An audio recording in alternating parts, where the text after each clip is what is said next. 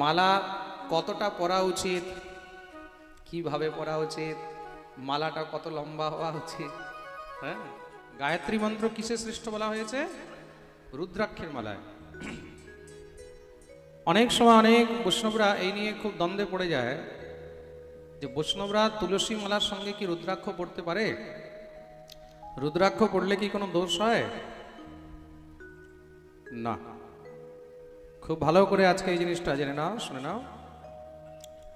যদি কোনো বৈষ্ণব তুলসী মালার সঙ্গে রুদ্রাক্ষ ধারণ করে তাতে দোষ নয়, সেটা আরো শ্রেষ্ঠ বলা হয়েছে, খুব ভালো বলা হয়েছে।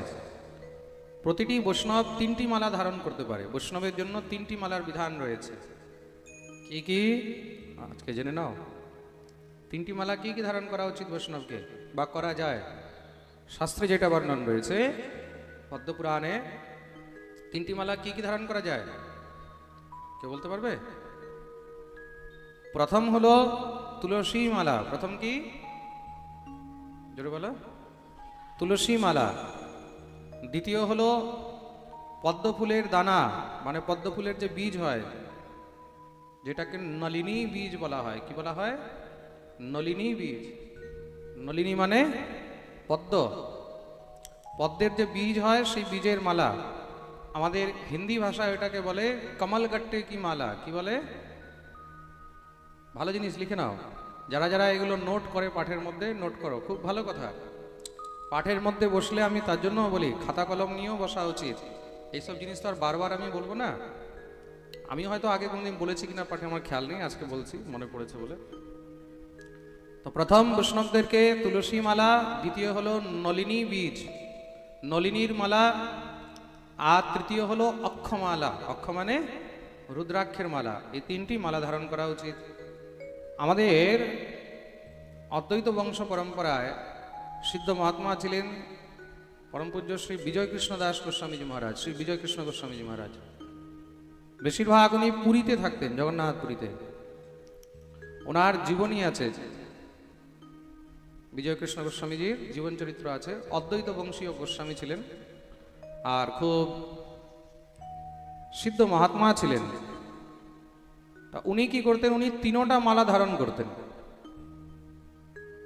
উনি রুদ্রাক্ষ ধারণ করতেন, নলিনী বীজের মালাও ধারণ করতেন, আর তুলসী মালাও ধারণ করতেন। তো এক সময় এই নিয়ে সাধুরা খুব প্রতিবাদ করেছিল ওনাকে, প্রায় 100-150 বছর আগের কথা। তখনকার সময় একবার কুম্ভ মেলায় সাধুরা ওনাকে খুব প্রতিবাদ করেছিল যে আপনি এগুলো কি করছেন, বৈষ্ণব হয়ে রুদ্রাক্ষের মালা ধারণ করেন, কখনো আপনি তুলসী মালাও ধারণ করছেন, আবার দেখছি আপনি নলিনী বীজের মালাও ধারণ করছেন। তখন তিনি পদ্মপুরাণ থেকে এই শ্লোক প্রমাণ দিয়ে সবাইকে যখন দেখালেন,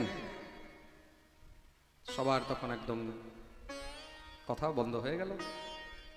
তা মানুষ অনেক সময় কি হয়, অজ্ঞানতার কারণে, নলেজ নেই, জানকারি নেই, শাস্ত্রগ্রন্থ তো আর পড়ে না কেউ, পড়ার সময় নেই। তা যে যতটুক জানে ততটুক নিয়েই চর্চা করে, ততটুক নিয়ে তর্ক করে। এই সংসারের মধ্যে জ্ঞানের কোনো সীমা নেই। তার জন্য নানা শাস্ত্র যতক্ষণ পর্যন্ত অধ্যয়ন করবে না ততক্ষণ পর্যন্ত যে কোনো একটি বিষয়বস্তু নিয়ে লাফালাফি করে লাভ নেই। তিনি যখনই প্রমাণ দিয়েছেন সঙ্গে সঙ্গে সব সাধু সমাজের মধ্যে একদম শান্তি হয়ে গেল, সব চুপ হয়ে গেছে। প্রেম সে বলো। তার জন্য যদি কোনো ভক্ত তুলসী মালার সঙ্গে রুদ্রাক্ষ পড়ে তাতে কোনো দোষ নেই, এটা আরো ভালো জিনিস। না পড়লেও কোনো অসুবিধা নেই। আমি নিজেই পড়ি, আমি তুলসী মালাও পড়ি, রুদ্রাক্ষও পড়ি। আমিও তখন থেকেই পড়া শুরু করেছি যখন থেকে আমি এই প্রমাণটা দেখেছি। আগে আমিও ভাবতাম যে পড়লে যদি কোনো দোষ হয় বা কিছু হয়, পরে আমি যখন দেখলাম যে না, এটা তো আরো ভালো কথা, তখন আমিও ধারণ করা আরম্ভ করে দিয়েছি। তা যদি কেউ রুদ্রাক্ষ ধারণ করতে চায়, কোনো বৈষ্ণব তুলসী মালার সঙ্গে, তাহলে সে রুদ্রাক্ষ ধারণ করতে পারে, তার মধ্যে কোনো দোষ নেই। আওয়াজটা ডিস্টার্ব হয়ে যাচ্ছে আস্তে আস্তে, একদম ডিস্টার্ব হয়ে যাচ্ছে, খালি ভ্যাঁ ভ্যাঁ ভ্যাঁ ভ্যাঁ করছে বাস। আমার এখানে কোনো পরিষ্কার কথা শুনতে পাচ্ছি না। শ্রী রাধে রাধে। আরে আওয়াজ বাড়াতে বলিনি আমি,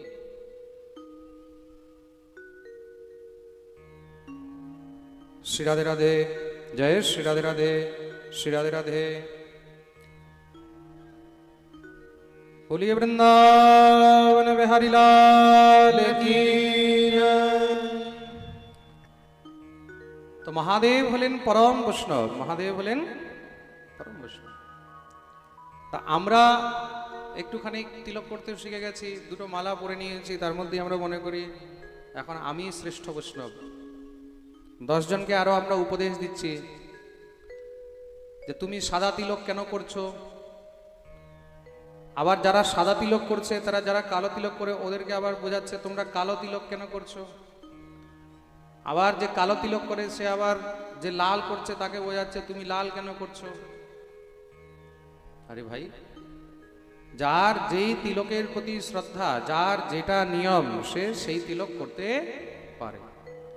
একে অপরকে সবসময় টোন টিটকারি করে কোনো লাভ নেই। এই জিনিসটা ভালো করে মন দিয়ে শুনবে। কিন্তু যার যেই তিলকের প্রতি রুচি আছে, যেই তিলকের প্রতি শ্রদ্ধা আছে, সাদা তিলকও করা যায়। সাদা তিলক শুধু গোপীচন্দনেরই হয় না, সাদা তিলক পাশারও হয়। কিসের হয়?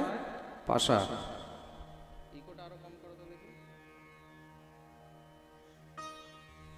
সাদা তিলক পাশারও হয়। কিন্তু কেউ চন্দন দিয়েও তিলক করতে পারে। আমি যেরকম তিলক করেছি, এটাও জেনে রাখো, এটা হলো রাধা কুণ্ডের রজের তিলক। কিসের তিলক? রাধা কুণ্ডের রজ। আমাদের বৃন্দাবনের অনেক ব্রজবাসী আছে যারা যমুনার মাটি নিয়ে আসে আর যমুনার মাটি দিয়ে তিলক করে। ওরা ব্রজরজ দিয়ে তিলক করে। কি দিয়ে তিলক করে? ব্রজরজ। তা যার যেটার প্রতি গুরু এবং আচার্য বর্গের আদেশ অনুসারে তিলক বলা হয়েছে, সে সেই তিলকই ধারণ করিবেন। এবার কার যদি ইচ্ছা হয় যে আমি চন্দন দিয়ে তিলক করব, কালকে যদি আমার ইচ্ছা হলো যে আমি চন্দন দিয়ে তিলক করব, কোনো অসুবিধা নেই, করতে পারি আমি। শাস্ত্র সিদ্ধান্ত রয়েছে, শাস্ত্রের বাইরে তো নয়। শাস্ত্রের চন্দন দিয়েও তিলকের বর্ণন রয়েছে। ঊর্ধ্বপুণ্ড তিলক চন্দন দিয়ে করবে। সুন্দর করে চন্দন ঘষলে, চন্দন ঘষে তুমি চন্দন দিয়ে তিলক করো। শ্রীখণ্ডম চন্দনম দিব্যম গন্ধাঢ্যম সুমনোহরম। তাই তো? তার জন্য চন্দন দিয়েও তিলক করা যায়। কিন্তু বৈষ্ণবগণ রক্ত চন্দন দিয়ে তিলক করিবে না, এটা আবার মানা আছে। যেটা শাস্ত্রে মানা আছে সেটা করবে না। রক্ত চন্দন দিয়ে ঊর্ধ্বপুণ্ড তিলক করা মানা আছে। কিন্তু রলি দিয়ে করা যায়। কি দিয়ে করা যায়? রলি, সিঁদুর নয়। খুব মন দিয়ে শুনবে। রলি কি হয়? রলি একটা ফল হয়। ওই ফলটাকে চূর্ণ করলে তখন লাল রং হয়ে যায়। এই যে এরকম মস্তকের মাঝখানে আমার লাগানো রয়েছে, এরকম হয়ে যাবে। প্রেম সে বলো। তা রলি দিয়ে তিলক করা যায়, ঊর্ধ্বপুণ্ড তিলক করা যায়।